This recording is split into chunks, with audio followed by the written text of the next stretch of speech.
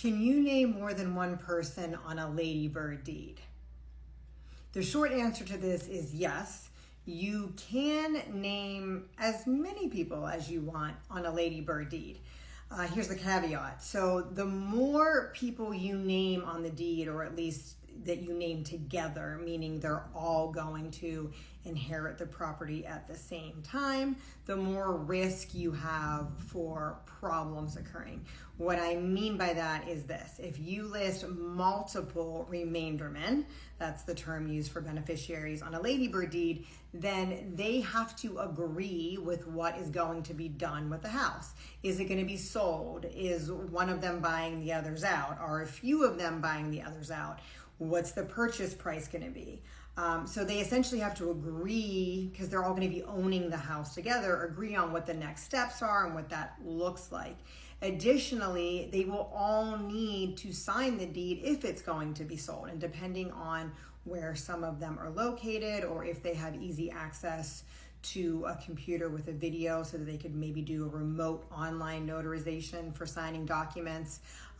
All these things have to be considered because, again, multiple owners mean they all have a hand or a part in selling, managing, renting, whatever they're going to do with the property. Not to mention, if they did decide to keep it and sort of live in it or coexist, they would have to figure that out as well. So it can be messy, and it can sometimes result in what's called a partition action, where you actually have to go into court when the owners don't agree with what to do with the property. You have to go before a judge and have the judge basically order a sale so that it can just be divided up or proportioned accordingly, and the owners, who then become the sellers of the property, would just split the proceeds. So maybe a better way of doing this might be to name one or maybe two people as the primary beneficiary or primary remainderman, and then you can always list a secondary or contingent or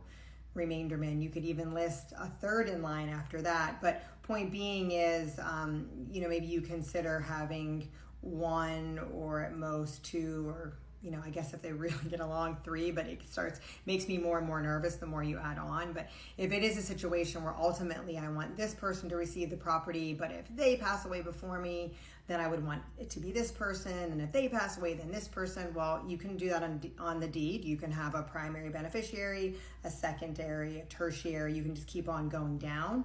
So that's no problem. On a ladybird deed, you can even list percentages. So you could give somebody more of an interest in the property as well, like a 60-40, right? Or some kind of a 70-30, a split like that, where somebody has a majority interest and therefore a greater say.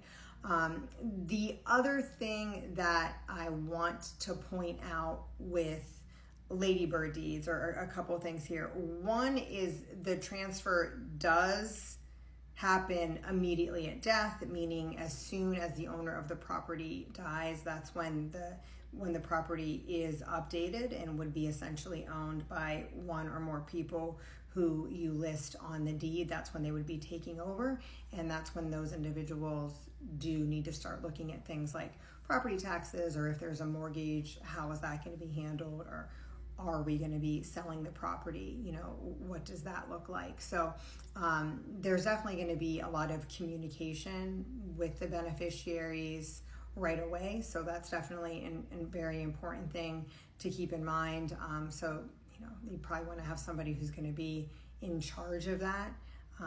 And then the other thing that I always like to point out too is, don't forget, when you do have multiple beneficiaries, it is often preferred that you set up a trust, and we use ladybird deeds all the time in conjunction with a trust. So you could have a revocable trust that gets really fancy with distributions or your beneficiary designations, but it's all contained within the trust, and the manager of the trust, the trustee, can take care of all of that, and you can make it so that the ladybird deed lists that trust as a beneficiary, so the property deposits into the trust and can be distributed that way. Oh, and then a final thing to remember: especially when you are listing multiple beneficiaries, if you want to be absolutely certain that there's no chance of probate, say you're listing two beneficiaries, two remaindermen, you might want to consider listing them as joint tenants with rights of survivorship. If you are silent on this, or if you list them as tenants in common, so you don't say anything at all, or you specify tenants in common, that means that they each get an equal undivided share in the property, which means if one of them passes away, then their share in the property has to go through a probate in their estate. So there could still be a probate. Whereas if you list joint tenants with rights of survivorship, then whoever the last man standing, last woman standing, last person standing is, that's who owns the property. So it makes it so that if one or more of the beneficiaries pass away before the property owner, whoever is still alive and listed as a beneficiary or remainderman on the deed would inherit the property fully, rather than it needing to go through a probate action in one or more estates if someone passed away. And again, it didn't say joint, it has to say joint tenants with rights of survivorship in order for it to actually be considered joint tenants with rights of survivorship. So if you don't say anything at all, or if you say tenants in common, then you are definitely giving undivided shares, which if somebody passes away before the owner does, their share goes through probate. So that's also something to think of when you're naming a lot of beneficiaries. Okay, so I hope this helps and answered the question. If you have any other questions about Lady Bird deeds or anything to do with estate planning or probate and you're in Florida, please don't hesitate to contact our office. We're at Cause Law Office, the non-stuffy attorneys, and the link is in my bio.